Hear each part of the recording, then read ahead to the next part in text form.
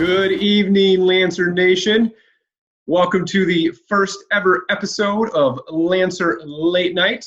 I am Mr. Sweegles, your host, and our first guest on this special broadcast is none other than Mr. Rhodes, also known as DJ Ryman Rhodes, a couple times during the year. And we have 7 questions that we're going to ask Mr. Rhodes, and he's going to give us his best off-the-cuff response, and we'll get into a few different topics.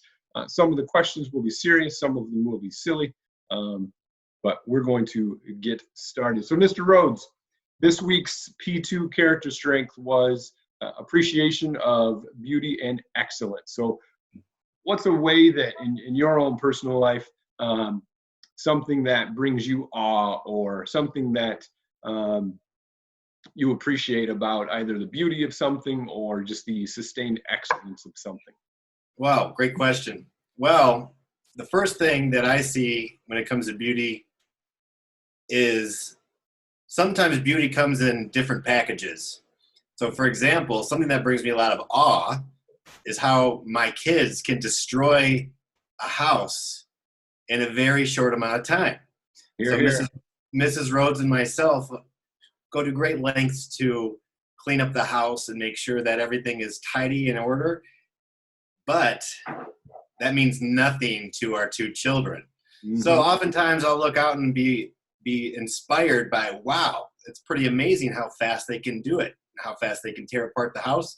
But when I reflect on it, I say, hey, that's kind of beautiful. It means a lot of playtime was happening, a lot of fun things were happening. So it's a little bit different way of viewing it. But to me, it is something that is beauty because it goes to show that a big mess means lots of fun was taking place. So I hear you. I think right now I can hear what's going on in my living room, and I hear puzzles. I hear tents being made. I know there's Play-Doh at the table, so yes. I'm living that experience with you, my friend. All right. So since I think April 2nd, we've been under a stay-at-home order, and we're recording this on Friday at about 12:30. But the governor just came out with an extension to our stay-at-home order for another until May 15th. But what's been one positive about this stay-at-home order for Mr. Rhodes? Well, the positive is I've gotten to spend a lot of time with my family. I think usually when you look forward to the summertime and really getting to connect again with your family, but I've also had an opportunity to learn some new things, and with the amount of time I'm staying and spending at home, it feels like there could be opportunities there for me to grow and do different things. So I started picking up learning how to play the guitar. So far I've got down the bass line for Seven Nation Army by the White Stripes. So that's a pretty simple one, but needless to say, never picked up a guitar before. But, there's just the life is what you make it, I guess, for me. And I think if we are forced to be at home and it's important for us to do so, let's take advantage of it and learn some new things and explore some things that you probably never thought you wanted to do. So, yeah. I guess Absolutely. It's just about making the best out of this situation and trying to stay positive.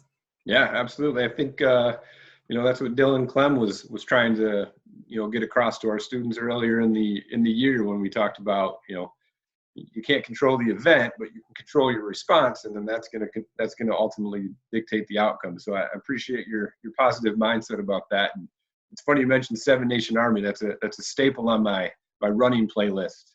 There you go. It's got the right number of beats per minute to keep that pace going. So yeah, I Googled easiest song to learn if you've never played the guitar before, and hey, that popped up. So hey, start small, grow from there. Right?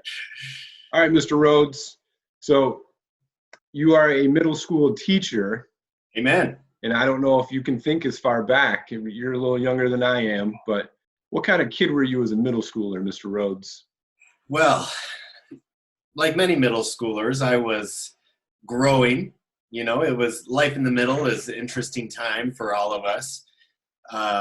One thing that I was like as a middle schooler was I was really into sports. I think there was never an off season when it came to organized sports. That was something that I always really enjoyed.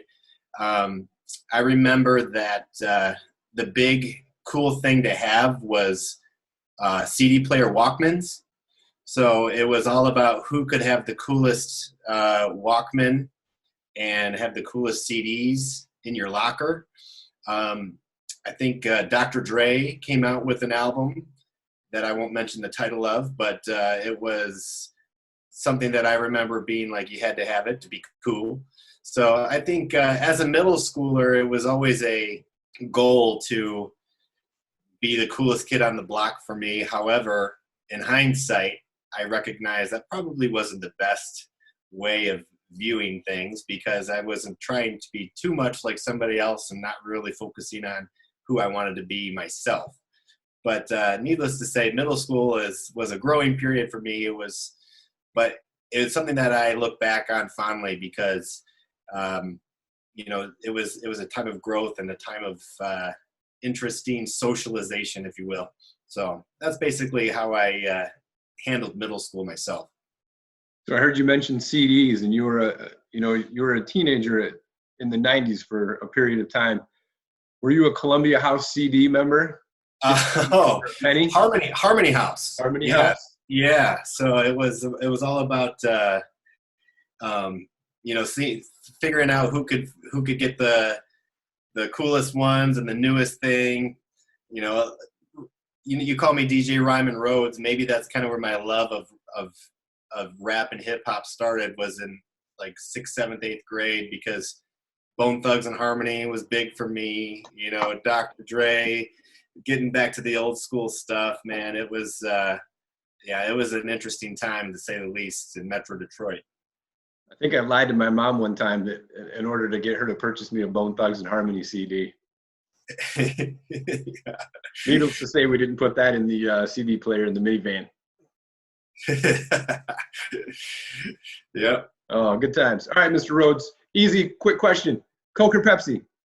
Coke, without a doubt. All right. Yep. Pepsi folk. I don't know.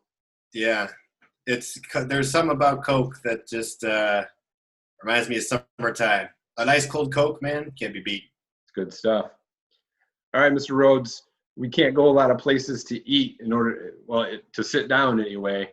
But think about what's one food item in the surrounding area that might be your favorite from a local restaurant. This one's easy because we've had a little bit of time. We've spent, being home, you don't spend a whole lot of money going out and doing things that you normally do. So you have a little bit extra money. So for us, we like to once a week go and get sushi. And in St. Joe, there's a little sushi place called Little Tokyo. And there's one guy in there who does everything. And it's our go-to treat for ourselves, because typically we wouldn't be able to drive there and get everything that we want, and because of, just staying busy and all that good stuff. But Little Tokyo, it's got great sushi.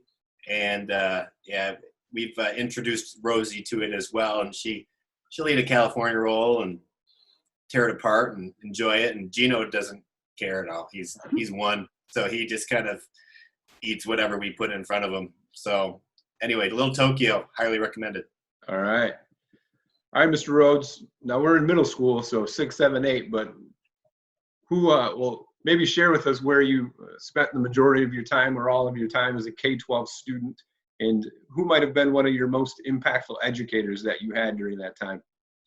Yeah, I was, I grew up in the Metro Detroit area. I went to Clifford Smart Middle School, and then went on to Walled Lake Central High School. I had a lot of good and impactful educators throughout my journey. It's hard to choose one. But I would say the number one teacher I had was probably my high school football coach. His name was Chuck Apap. The reason he was so influential was because he actually taught math, but was a fantastic math teacher. The first day of class, he brought out a plastic lightsaber and said, "He is the Yoda of math," which always kind of stuck with me because it was funny to see him outside of that element of being a football coach. But I think for him, when it came to coaching his players, he focused more on coaching them as men and as human beings, and really spent a lot of our time working on our character and working on our growth as humans. We did a lot of volunteer work. We spent a lot of time working with different students and groups and organizing things to help others. And everything that was ingrained into what we were learning on the football field, he kind of related to life and related to being a good person and treating others with empathy and kindness and respect and love, really. So he instilled those values in us, and it was apparent with the way that he carried himself that it wasn't just a talk for him. It was something that he always necessarily he always wanted to exude within himself as well. So yeah, Coach Chuck Apap, yeah, he taught me in math, but he taught me how to be a good person, and something I'll always remember. It sounds like Coach Apap knew about the other people matter and positive psychology before it was kind of mainstream. So that's pretty Absolutely. Cool. Yeah, his wife, Mrs. Apap, used to come in and help us learn some meditation techniques. She was a hypnotherapist, and that was quite interesting every year to Nice. have an interesting experience with her, and helped us to get our minds straight. And yeah, they were just a wonderful team of, husband and wife team when it came to us football players. But yeah, he just was a really influential person in my life and remains that way too. Awesome. Clear eyes, full hearts. Can't lose. Rhodes, last question. I don't even know the number of days we've been out. It's been a lot. What's the thing you miss most about being at LMS? Man, besides Cheddar Munchers? Besides Cheddar Munchers. Okay. Well, I would have to say that it's probably just the kids. That's such an easy answer, but it's true. It's seeing them every day is what makes us continue to come in. I miss my class and seeing them, and yeah, we get to get on here on Zoom and on Google Hangouts and things like that, but it's really not the same to be shooting basketball with Alex, or to be joking with Alexis, or to be laughing with Shakayla, or all of these things that really bring teaching the joy that it is every day. And I feel like it's a little bit different. It's a hard way to end kind of the year, and I think all of us teachers are really feeling that when it comes to the kids. And I think too, it's just something that we got to find our new normal. And I think hopefully in the fall, when things open back up, we can get right back into it, and it'll help us appreciate things a little bit more, and really help pour our hearts into what we do every day being away, because absence, I guess, makes the heart grow fonder, because that's what I'm feeling as well. So true. Yeah. Like you said, it's an easy answer, but I think for many it's the answer. So yeah, I think you're on with what most people would respond. If they couldn't choose Cheddar Munchers, of course. Yeah. Right. All right, Mr. Rhodes. Well, thank you so much for being the first guest on Lancer Late Night. And say hey to Rosie and Gino and Mrs. Rhodes for me. And we hope to see you all very soon. All right. Well, thank you very much, Mr. Right. Sweegles. Yep. And you guys have a wonderful day. All right. Adios, Lancer Nation. Take care of yourself, take care of each other, and take care of your place. Until next time, this is Mr. Sweegles with Lancer Late Night.